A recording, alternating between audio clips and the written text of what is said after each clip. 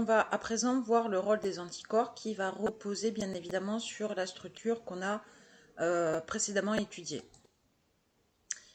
Donc ici on a des antigènes qui sont avant incubation avec des anticorps et là après incubation avec les anticorps, et on voit qu'on a les antigènes qui sont regroupés et qui forment des complexes immuns avec les anticorps. Donc je rappelle, un complexe immun, c'est la fixation d'un anticorps avec un ou plusieurs antigènes. Donc là, vous avez le même type d'image, mais en zoom. Ici, un anticorps, là, un antigène, et là, le complexe immun. Et donc, on reconnaît là le Y de l'anticorps, qui est associé ici à un antigène, et là, avec un autre antigène.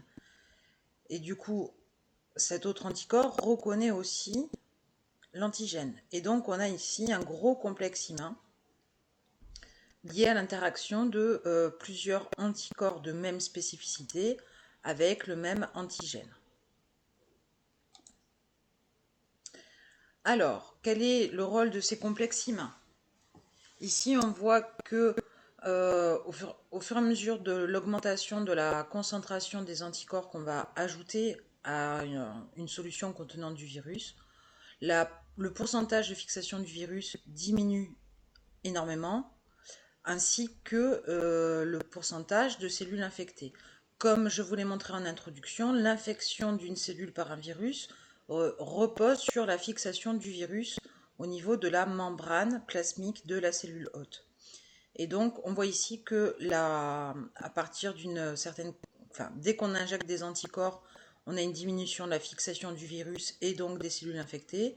Et à partir d'une certaine concentration d'anticorps, on a une fixation du virus qui devient nulle. Alors, comment ça marche? Vous avez ici le virus de la grippe qu'on a pris comme exemple avec son antigène l'hémagglutinine qui va être reconnu par une extrémité d'un anticorps.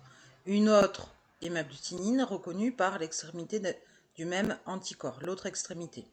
Ainsi, la particule virale va se retrouver recouverte d'anticorps. On a un zoom ici. La particule virale étant recouverte d'anticorps, comme la pénétration du virus dans la cellule dépend d'une interaction avec ses protéines de surface et qu'elles sont bloquées par les anticorps, ça bloque l'entrée du virus dans les cellules et donc l'infection virale. Donc ici, on a vu la formation des complexes immuns et le rôle principal, enfin le premier rôle des anticorps, c'est la neutralisation des antigènes. Donc on a neutralisé les antigènes en formant des complexes immuns qu'il va falloir éliminer. Donc là, vous avez l'expérience qu'on a déjà vue. On prend... Donc là, c'est la suite de l'expérience. Et on regarde le pourcentage de phagocytose en absence d'anticorps ou avec des anticorps. Donc on voit ici que la phagocytose est très importante. Par contre, il faut que l'anticorps soit complet pour qu'il puisse y avoir phagocytose. Si on utilise les anticorps qui ont été digérés par la papaïne, eh bien, on a un très faible pourcentage de phagocytose. De la même façon ici. Donc en fait, pour qu'il y ait phagocytose, il faut que l'anticorps soit complet, c'est-à-dire que l'anticorps soit lié à l'antigène, ici et là, et que cette région-là de l'anticorps soit aussi présente et en bon état. Donc là, on a parlé de phagocytose. Donc c'est parce que les cellules de l'immunité innée, par exemple un granulocyte, mais aussi un macrophage, donc des cellules phagocytaires, vont posséder à leur surface des récepteurs de la partie constante des anticorps. Donc là, on a un anticorps qui est relié au niveau à deux antigènes. Donc les extrémités variables sont occupées et l'extrémité constante est libre. Et c'est cette extrémité constante qui va être reconnue par le récepteur présent sur le phagocyte. Donc là, une autre image, vous voyez la phagocytose, d'accord? Et ici, donc macrophage, par exemple un macrophage, avec les récepteurs des parties constantes qui reconnaissent les extrémités constantes des anticorps et qui vont ainsi ingérer le complexe IMA à éliminer.